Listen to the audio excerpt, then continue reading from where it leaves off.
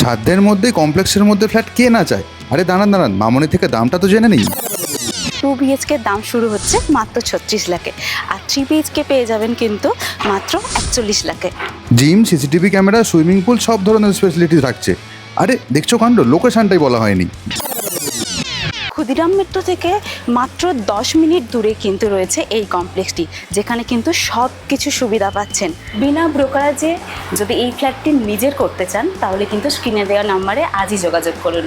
তাহলে এবার শুরু থেকে শুরু করা যাক। G+11 হচ্ছে হাই রাইজ টাওয়ার, তার মধ্যে আপনারা হচ্ছে মডেল ফ্ল্যাট রয়েছে। 2 BHK এবং 3 BHK ফ্ল্যাটের অপশান পেয়ে যাবেন। পার ফ্লোর 8টা করে ফ্ল্যাট এখানে থাকছে। ব্যালকনিটা দেখুন স্পেসিয়াস, এর সাথে ওয়াশিং মেশিনের কানেকশান আপনারা পেয়ে যাবেন। ব্যালকনি থেকে যখন আমরা প্রপার লিভিং কাম ডাইনিং এরিয়ার দিকে তাকাবো, এক্স্যাক্টলি এই ধরনের লুকস থাকবে।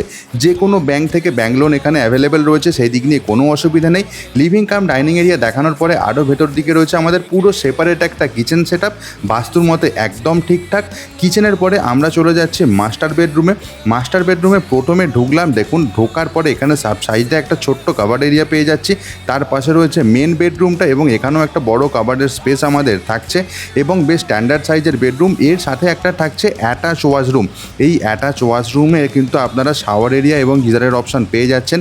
এরপর আপনাদেরকে নিয়ে চলে যায় যেটা হচ্ছে কমন ওয়াশরুম। সেই কমন ওয়াশরুমে দুটো ওয়াশরুমেই কিন্তু দেখুন আপনারা শাওয়ার এরিয়া এবং গিজারের পয়েন্ট পেয়ে যাচ্ছি।